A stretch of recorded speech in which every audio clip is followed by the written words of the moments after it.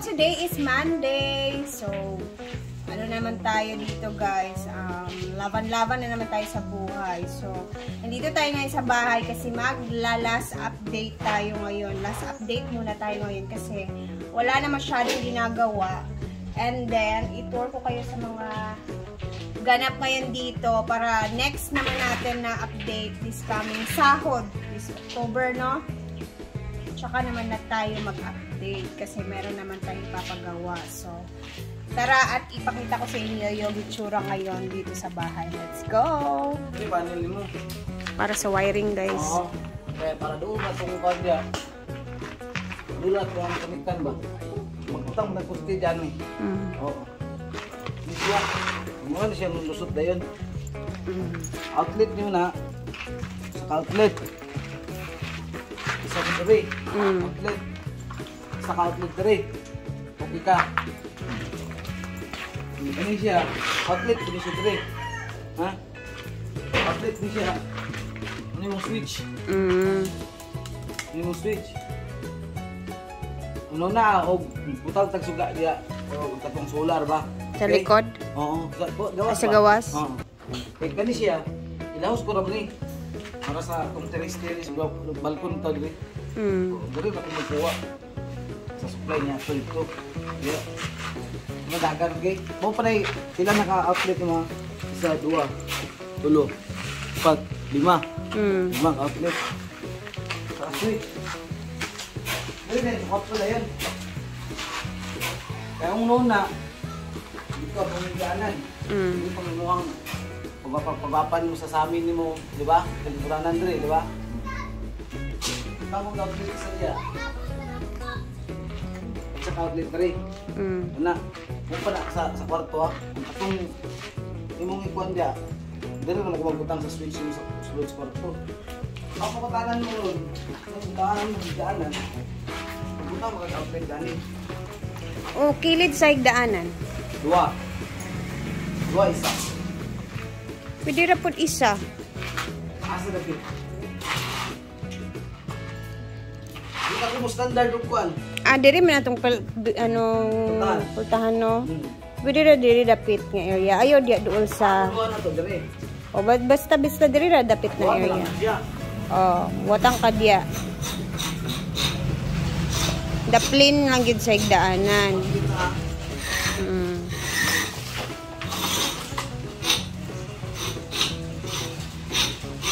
Outlet ko na siya. Dua. Ang kani lang mama, ang pultahan ni anak man. Sorry. Okay. Ang switch si mama dari. Ini ang switch si mama. Ha? Ang pultahan na si mga ron. Asa ko magputang sa akong outlet. So, dari. Dari ang ito, anang gano'n ni mama. Putangan mo na cellphone. Ever. Ceiling fan? Oh. Kung sa exhaust fan. Pwede po naman kayo ceiling fan, okay? Ang kanang ceiling fan, hindi na kinanglan, tanggalon mo muna. Ako na bahala na. Pag-on din mong suga, andar yung ceiling fan. Dani, itatay ko naman dani. Itatay ko naman diya. So dito na lang iyahang outlet sa baba. Dari outlet sa. Oo, abay. Pwede man siya magbutang diag lamisa niya gamay. Saksakana. Pwede ko ang putang switch dyan eh. Para pagpasikas yung pagwapahan bitaw, ana. Outlet switch. Pwede ka di ko magputang ba dito? Problema. Gusto ka. Gusto ka. Mas tiyada magiging ang dagan ng outlet. Di mo ka problema sa libor. Di mo kabarato ka. Ang materialis lang, di humingi. Hindi ka kabarato. Pareha ra din diri sa pikas kwarto ang kuan ana. Ang jali kang DJ, alam niya po na. Alam niya ha. Tumuli ang switch niya. Ang switch niya dira. Ano yung mga outlet? Kami ang switch niya. Jadi ka to, lagi pa yung pag-apa kay active yan eh. Muna yan, kung kakunan dani kang Muda lagahay na ra ba na imong anak? Hindi ko magutang doon sa ganan ng ikaw. Doon siya mag-charge kaya gusto maanan pag-charge na tulog cellphone ito anak. Saksak wala. Pero ko balala magutang ko doon sa outlet. Kay pareha lang na dito pikas kwarto kay twin room man silang duha. Ang design nimo sa mga outlets, mao ra gyapon sa pikas kwarto para uniform, di ba guys? Ang inatira natin ng mga hollow blocks. So, meron pang gagawin din dito. Yan. Magdadagdag pa tayo kasi kulang pa yan. And then, ayan, bising-busy pa sila doon. Alam nyo kasi guys, pag naulan, kasi na, diba, siniro natin dyan na area kasi firewall siya. So, mayayari, yung, yung tagas ng tubig galing sa bubong, kailangan talaga siyang i-seal. Yan din yung rason kung bakit kailangan natin siyang, dito, sarado talaga kasi, bali, diretso yung tagas sa tubig sa taas pag umulan, diretso sa kalye or sa daanan doon sa kabila. Pero hindi naman siguro to siya mainit guys kung wala siyang bintana, no? Kasi kung ako lang talaga gusto ko lagyan ng bintana since siya dito, firewall talaga siya. Ayoko din kasi yung isa isip ko kasi guys, kung merong bintana napakalapit sa daan, syempre parang nakaka-invite siya sa mga magnanakaw and everything. So, madali siyang, if ever merong dukutin or whatever, parang napakalapit kasi siya sa daanan, sa likodan, yung kwarto natin. So, yan yung iniisip namin, kung lalagyan ba siya or hindi. Pero for me, parang ayoko nang lagyan. Ayan. Ba? 0-0, magod na to. Tita ko tro, di nga mo mga kaninang balay kay magamit pa ning halublag kulikod ba? Di ba? So may mga din talaga dito sa bahay na pinapagawa. Kasi tawagan yan? Mga desisyon na hindi magandang desisyon na nagawa din namin. So gagawa na lang natin yun ng paraan.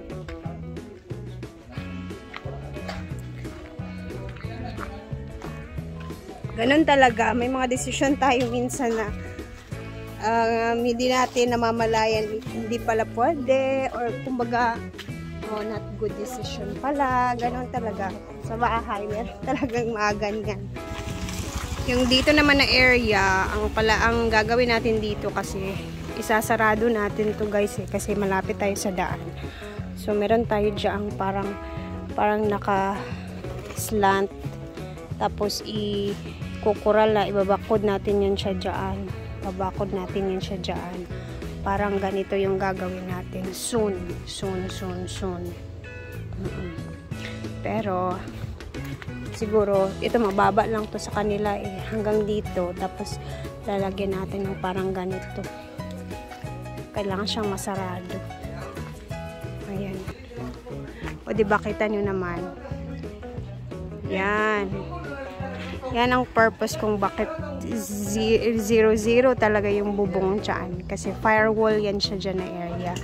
So, ito yung sinasabi ko na kung if ever maglalagay man ako dito ng bintana, kumbaga, parang ang lapit lang nila sa nakaw-nakaw or whatever. Yun yung iniisip ko. Pero pwede naman siya lagyan ng grills yung bintana. Pero, hindi naman siguro siya masyadong kulob if ever walang bintana. Yun yung iniisip ko. So, yan talaga yung hitsura dapat dyan. Firewall talaga yan siya, guys.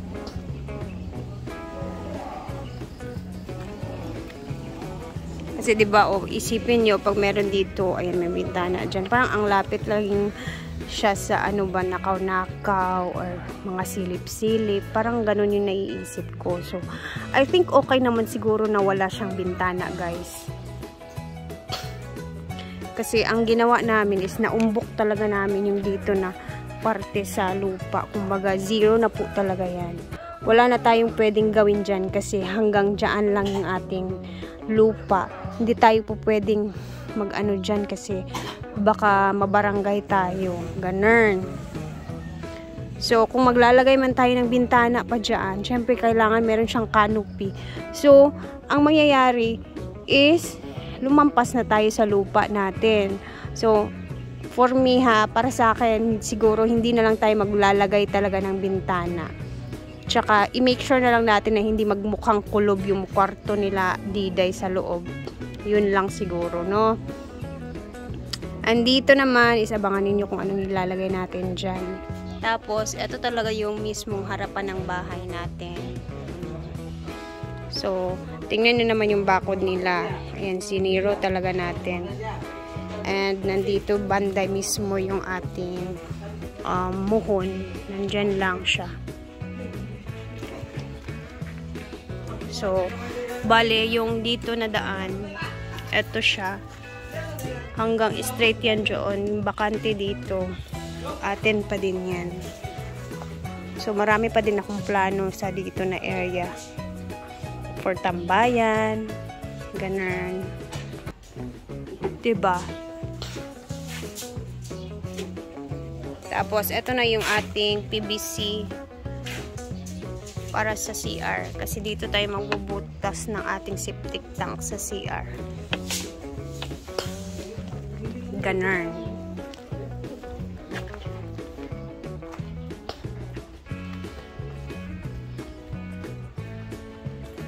Dito kami bumibili ng tubig, guys. Meron silang deep well dyan. Kasi yung gumagawa ng deep well nila Brenda, taga dito lang din, kapitbahay namin. So halos mga bahay dito may deep well, guys. Hindi basta-basta.